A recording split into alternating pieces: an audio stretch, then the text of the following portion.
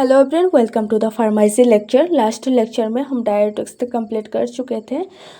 तो वहाँ हम 6 क्लासिफिकेशन देखे थे। उसको याद रखने के लिए एक ट्रिक्स भी बोली थी, कोल टीपीए। तो डायरेटिक्स मेनली किस कंडीशन में दिया जाता है? जब किडनी फेलर हो जाता है तो यूरिन आउटपुट डिक्रीज हो जाता है, तो यूरिन आउटपुट को इंक्रीज कराने के लिए दिया जाता है। तो इसका बिल्कुल opposite anti diuretics drugs. Urine output जब इंक्रीज हो जाता है तब एंटी डायरेटिक्स ड्रग्स दिया जाता है, जो आज हम पढ़ने वाले हैं। एंटी डायरेटिक्स ड्रग्स किस कंडीशन में मिलने दिया जाता है? डायबिटिक केसेस में। डायबिटिक केसेस में फ्रीक्वेंट यूरिनेशन होता है, बार बार यूरिनेशन होता है। तो बार बार जब यूरिनेशन होता है तो यूरिन आउटपुट भी इंक्रीज होता है, तो यूरिन आउटपुट को कम करने के लिए दिया जाता है। तो जब यूरिन आउटपुट को कम करना होता है तो वाटर को रीअब्जॉर्प्शन करना पड़ता है नेफ्रॉन से। चलो डेफिनेशन से स्टार्ट करते हैं। Anti diuretics are drugs that reduce urine formation by increase water reabsorption in the kidney. Anti diuretics एक ऐसा ड्रग्स है जो यूरिन फॉर्मेशन को कम करता है। यूरिन जो फॉर्मेशन होता है उसको कम करता है bye increase water reabsorption in the kidney. Water reabsorption को इंक्रीज करा देते हैं। देखो, किडनी के अंदर जो नेफ्रॉन होता है इससे फिल्ट्रेशन होता है। फिल्ट्रेशन होकर ये नेफ्रॉन से पास होता है। तो इससे क्या होता है, फ्लूइड जो है, यूरिन जो है पास होता है, और ये एंड पार्ट होता है, कलेक्टिंग डक्ट है, ये नेफ्रॉन के एंड पार्ट होता है।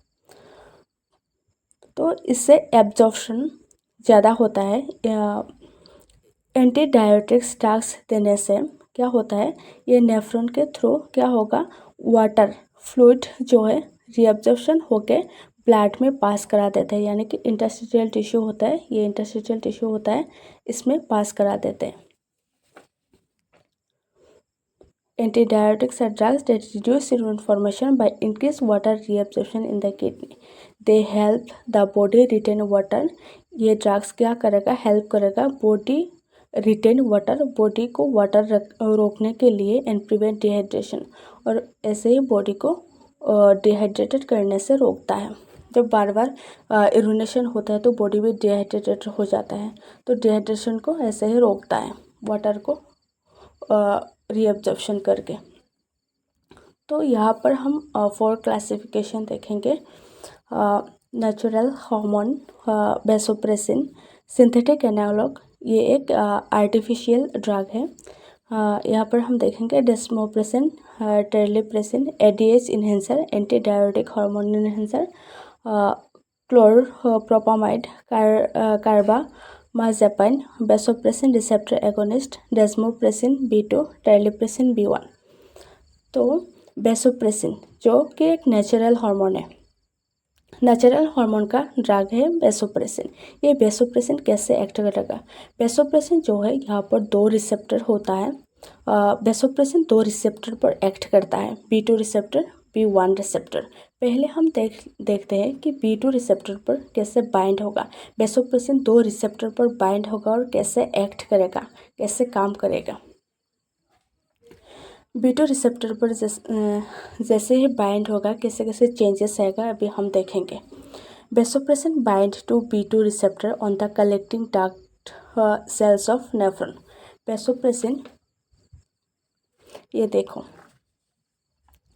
वैसोप्रेसिन, ये वैसोप्रेसिन मिली, ये जो है नेफ्रॉन की एंड पार्ट है, कलेक्टिंग डक्ट, ये कलेक्टिंग डक्ट की एंड पार्ट है। एक कलेक्टिंग डक्ट के एंड पार्ट पर जो B2 रिसेप्टर होता है, ये B2 रिसेप्टर वैसोप्रेसिन जाकर ये B2 रिसेप्टर पर जाकर बाइंड होगा।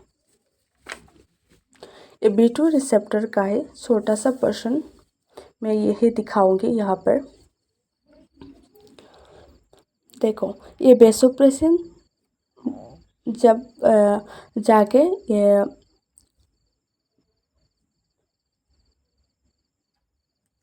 वैसोप्रेसिन जाके जब ये B2 रिसेप्टर पर जाके जब बाइंड होगा, बाइंड होने के बाद एक एंजाइम, एडिनोलेट साइक्लेस एंजाइम जो है रिलीज करेगा। जब ये एडिनोलेट साइक्लेस एंजाइम रिलीज होगा तब एक सेकेंडरी मैसेंजर इंक्रीज हो जाएगा, तब साइक्लिक एडिनोसाइट मोनोफॉस्फेट, जिसको कहा जाएगा सेकेंडरी मैसेंजर। ये क्या करेगा, ये सिग्नल प्रोवाइड करेगा। कलेक्टिंग डक्ट पर भी सेल होता है। देखो, हर बॉडी के हर एक पार्ट पर, हर एक पोर्शन पर क्या होता है, सेल होता है। तो कलेक्टिंग डक्ट पर भी सेल होता है। तो सेल पर जाकर क्या होगा, ये सिग्नल प्रोवाइड करेगा। जब वेसोप्रेसिन जाके ये रिसेप्टर पर बाइंड होगा, यानी कि कलेक्टिंग डक्ट के रिसेप्टर पर जाकर बाइंड होगा, बाइंड करने के तुरंत बाद क्या होगा, cyclic adenosine monophosphate secondary messenger, ये मैसेंजर क्या करेगा, मैसेज देगा सेल को जाके कि वेसोप्रेसिन रिसेप्टर के साथ बाइंड हो चुका है, अब पाथवे एक्टिवेट करो, PK pathway, protein kinase activate pathway. जब ये पाथवे एक्टिवेट होता है तब ये सेल मेम्ब्रेन में एक एक्वापोरिन 2 चैनल जो है एंटर करता है। ये एक्वापोरिन 2 चैनल ही मोस्ट इम्पॉर्टेंट रोल प्ले करता है। एक्वापोरिन 2 चैनल जो है ये सेल मेम्ब्रेन के अंदर एंटर करता है। सेल मेम्ब्रेन में एंटर जब करता है, ये एक्वापोरिन 2 चैनल कलेक्टिंग डक्ट में जो फ्लूइड होता है, फ्लूइड को रीअब्जॉर्ब कर लेता है। रीअब्जॉर्ब करके जो इंटरस्टिशियल टिश्यू होता है, इंटरस्टिशियल टिश्यू में क्या होता है, ब्लड होता है। यहाँ पर इंटरस्टिशियल टिश्यू होता है। इस इंटरस्टिशियल टिश्यू में रीअब्जॉर्प्शन करके फ्लूइड को वापस भेज देते हैं, इस ब्लड में भेज देते हैं।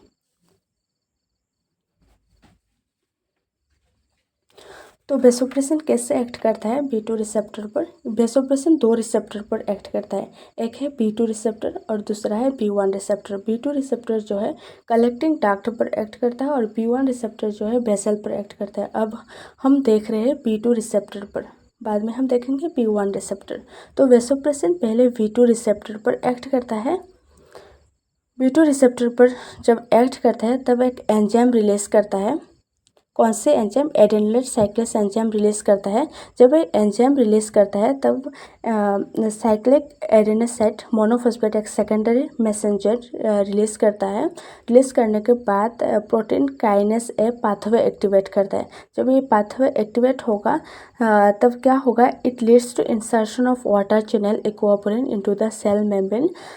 जब ये पाथवे एक्टिवेट हो जाएगा तब सेल मेम्ब्रेन में कलेक्टिंग डक्ट पर रहने वाले सेल के मेम्ब्रेन पर water channel aquaporin 2 water channel जो है एंट्री करेगा। ये वाटर चैनल ही मेन रोल प्ले करता है। ये वाटर चैनल रीअब्जॉर्प्शन कर लेता है। This channel increase water reabsorption from urine back into the blood. This channel, ये चैनल क्या करेगा, वाटर को रीअब्जॉर्प्शन कर लेगा कलेक्टिंग डक्ट से और यूरिन को कलेक्टिंग डक्ट से ब्लड में भेज देगा। एक्सेसिव यूरिन को, less urine formation, antidiuresis and more concentrated in the urine. तो कलेक्टिंग डक्ट में जब यूरिन कम हो जाएगा तब यूरिन कॉन्सेंट्रेटेड हो जाएगा। ऐसा भी नहीं है कि यूरिन एकदम कम हो गया, बैलेंस में रहेगा यूरिन। जो एक्सेसिव यूरिन है इतना कम करेगा एंड मोर कॉन्सेंट्रेटेड यूरिन जो है कॉन्सेंट्रेटेड कर देगा। ऑन ब्लड वेसल, तो अब क्या करेगा, V1 रिसेप्टर, वेसोप्रेसिन अब V1 रिसेप्टर पर काम करेगा। V1 रिसेप्टर कहाँ पर एक्ट करता है, ब्लड वेसल पर। जब V1 रिसेप्टर पर एक्ट करता है तब जो ब्लड वेसल जो है वेसो कॉन्स्ट्रिक्ट कर देता है, वेसल जो है पतला कर देता है। Bind to V1 receptor on vascular smooth muscle activate phospholipase C। जब हमने पढ़ा था कि V2 रिसेप्टर पर जब एक्ट करता है तब एडेनोसाइट साइक्लेस एंजाइम एक्टिवेट करता है। यहाँ पर फॉस्फोलाइपेज C एंजाइम एक्टिवेट करता है और वहाँ पर जो पाथवे है, एंजाइम एक्टिवेट करने के तुरंत बाद क्या करता है, एक पाथवे एक्टिवेट करता है। कौन सा पाथवे? पाथवे जो है PKA pathway, protein kinase pathway activate करता है। लेकिन जो V1 रिसेप्टर पर बाइंड करता है तब IP3 DAG पाथवे एक्टिवेट करता है। IP3 का मतलब है आइनोसिटोल ट्राइफॉस्फेट, DAG का मतलब है diacyl glycerol. This leads to vasoconstriction. इसके बाद क्या होगा, वेसोकॉन्स्ट्रिक्शन यानी कि वेसल पतला हो जाएगा इनकेस ब्लड प्रेशर। और ऐसे क्या करेगा, ब्लड प्रेशर यानी कि वेसल जब पतला, वेसल देखो, वेसल जब पतला हो जाता है तब ब्लड प्रेशर इंक्रीज हो जाता है। तो ब्लड प्रेशर जब इंक्रीज हो जाता है तब यूरिन आउटपुट भी क्या होता है, यूरिन आउटपुट इंक्रीज हो जाता है, सॉरी यूरिन आउटपुट डिक्रीज हो जाता है।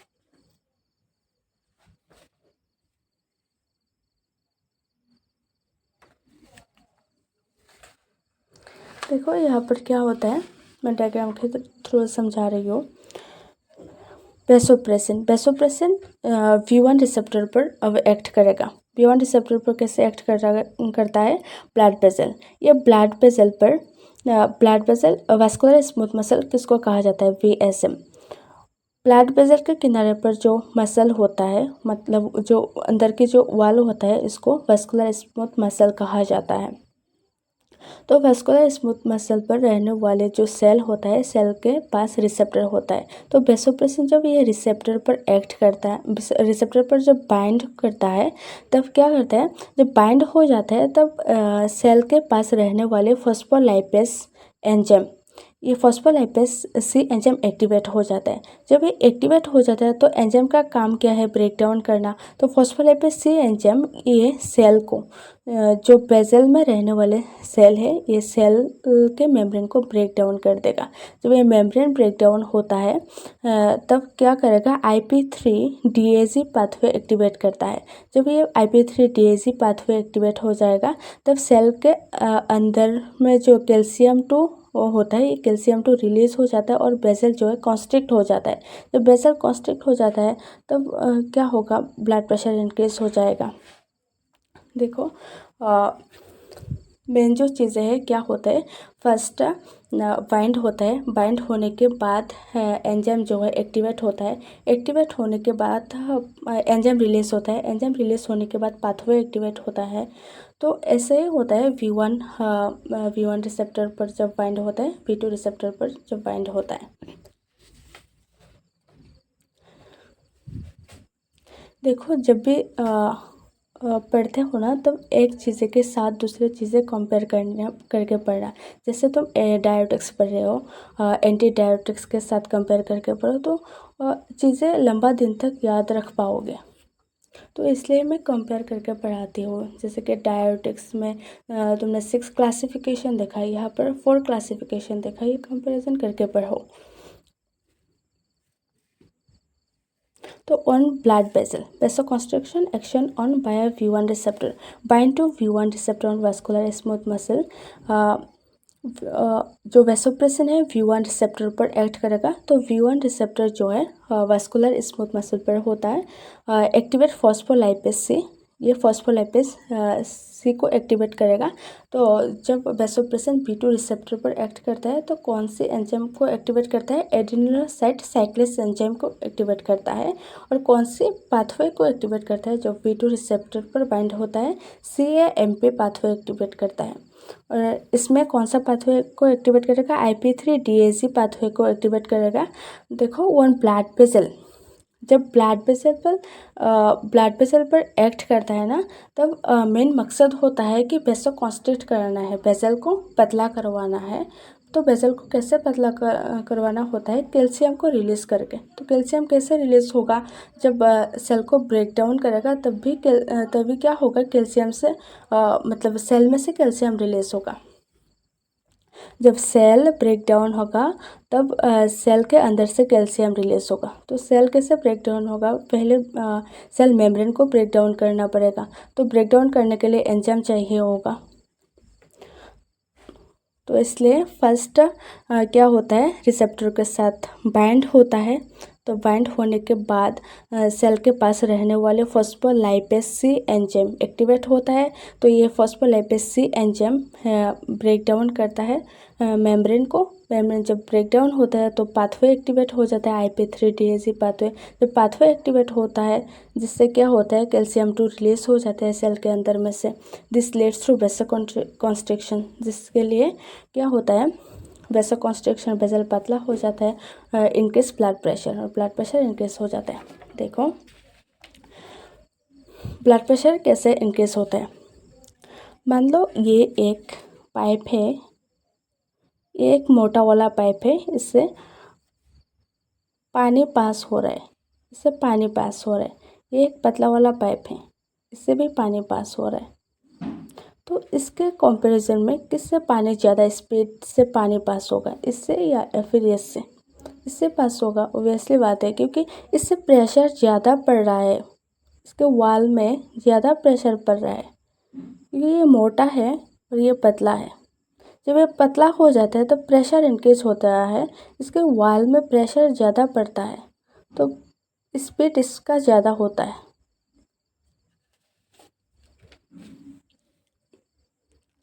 तो ब्लड प्रेशर इंक्रीज हो जाता है, this leads to vessel constriction. जब वेसल पतला हो जाता है तो ब्लड प्रेशर इंक्रीज हो जाता है।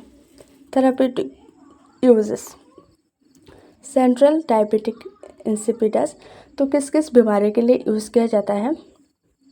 Anti diabetics drugs. Central diabetes insipidus, central diabetic insipidus किस लिए होता है? एंटी डायबिटिक हार्मोन की कमी से होता है। तो वैसोप्रेसिन देने से उसकी कमी पूरा हो जाता है, तो इसलिए सेंट्रल डायबिटिक इंसिपिडस के केसेस में यूज़ किया जाता है। नॉक्टर्नल इन्यूरिसिस, नॉक्टर्नल इन्यूरिसिस के केसेस में दिया जाता है, यानी कि रात में क्या होता है, यूरिन फॉर्मेशन ज़्यादा हो जाता है, तो इस कंडीशन में कम कराने के लिए दिया जाता है।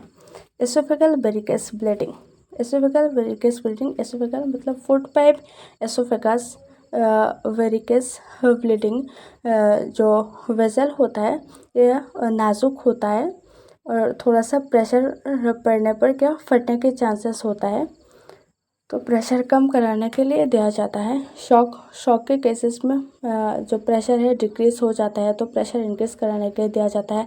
हीमोफीलिया में थोड़ा सा कट, हीमोफीलिया डिजीज में क्या होता है, थोड़ा सा कट लगने पर ज़्यादा टाइम तक ब्लीडिंग होता रहता है पेशेंट में, तो वैसोप्रेसिन क्या करता है, फैक्टर 8 रिलीज करते हैं, जिससे ब्लीडिंग टाइम कम हो जाता है। एडवर्स इफेक्ट, तो एडवर्स इफेक्ट में हेडेक होता है, नौसिया होता है। नुकसान क्या क्या होता है? हेडेक होगा, नौसिया होगा, हाइपरटेंशन होगा, एब्डोमिनल क्रैम्प यानी कि एब्डोमिनल पेन होगा। तो जो अभी हम पढ़ने जा रहे हैं सिंथेटिक एनालॉग, तो सेकेंड क्लासिफिकेशन है। Synthetic analog same V2 receptor के तरह ही है, क्योंकि सिंथेटिक एनालॉग जो है सेम वैसोप्रेसिन जैसे काम करता है। ये आर्टिफिशियल ड्रग सेम वैसे ही काम करता है। It is a man made drug that mimics the action of natural occurring substance in the body. ये मैन मेड ड्रग है, ये एक आर्टिफिशियल ड्रग है जो मैन मेड है, that mimics the action of naturally occurring substance in the body, जो हमारे body पे सब्सटेंस जो हार्मोन जैसे काम करता है, ठीक वैसे ही काम करता है, जैसे कि वैसोप्रेसिन जैसे काम करता है, सेम वैसे ही काम करता है। For example desmopressin, terlipressin acts mainly on B2 receptor in the collecting duct of kidney. ये मेनली एक्ट करता है B2 रिसेप्टर पर in the collecting duct of kidney. अभी थोड़ी देर पहले हमने देखा कि B2 रिसेप्टर जो है कलेक्टिंग डक्ट पर होता है, और ये B2 रिसेप्टर वैसोप्रेसिन जो है B2 रिसेप्टर पर बाइंड होता है। तो बाइंड होने के साथ साथ क्या होता है, स्टिमुलेट होता है, एडिनोसाइट साइक्लेस एंजाइम एक्टिवेट हो जाता है। जब एक्टिवेट होता है इंक्रीज साइक्लिक एडिनोसाइट मोनोफॉस्फेट, ये एक सेकेंडरी मैसेंजर है। ये सेकेंडरी मैसेंजर जो है सिग्नल प्रोवाइड करता है सेल को। जब ये सेल को सिग्नल प्रोवाइड करता है, ये देखो, जब वैसोप्रेसिन जो सिंथेटिक एनालॉग है B2 रिसेप्टर की तरह ये काम करता है। वैसोप्रेसिन जाके ये B2 रिसेप्टर पर जाके बाइंड होगा। बाइंड होने के तुरंत बाद क्या होगा, एडिनोसाइट साइक्लेस एंजाइम रिलीज होगा। रिलीज होने के बाद cyclic adenosine monophosphate secondary messenger increase होगा। इंक्रीज होने के बाद प्रोटीन काइनेज पाथवे एक्टिवेट होगा, और ये सेकेंडरी मैसेंजर जो है, ये सेकेंडरी मैसेंजर सिग्नल प्रोवाइड करता है सेल मेम्ब्रेन को। जब ये सिग्नल प्रोवाइड करता है तब पाथवे एक्टिवेट होता है। जब पाथवे एक्टिवेट होता है तब एक्वापोरिन 2 चैनल सेल मेम्ब्रेन में एंटर करता है। जब ये सेल मेम्ब्रेन में एंटर करता है, ट्यूबल में पास होने वाले फ्लूइड जो है रीअब्जॉर्ब कर लेता है, और ये रीअब्जॉर्ब करके फ्लूइड में जो इंटरस्टिशियल टिश्यू है, इंटरस्टिशियल टिश्यू में पैक करा देते हैं, यानी कि ब्लड में पास करा देते हैं। stimulate adenosine cyclase, increase cyclic adenosine monophosphate, active protein kinase, causes insertion of aquaporin into water channel in the tubular membrane. It leads to increased water reabsorption, decreased urine output. Same वैसा ही है synthetic analogue. जब exam में आएगा synthetic analog तो same वैसा ही लिख देना। Therapeutic uses, central diabetic insipidus, nocturnal enuresis. Therapeutic uses भी सेम है। हेमोफिलिया, रेजेस बीपी यानी कि high BP, oesophageal variceal bleeding, constrict splenic vessel. Adverse effect, water retention. नुकसान क्या क्या होता है, बॉडी में वाटर रिटेन हो जाता है, वाटर जमा हो जाता है, हेडेक, नोसिया, वोमिटिंग होता है, नेसल कंजेशन होता है, कन्वल्शन होता है, यानी कि सीएनएस रिलेटेड डिजीज होता है। तो नेक्स्ट वीडियो में जो दो क्लासिफिकेशन बाकी है वो वीडियो अपलोड कर दूँगी। तो आज के लिए इतना है। अगर वीडियो अच्छा लगा है तो लाइक शेयर सब्सक्राइब करना मत भूलो। Thank you.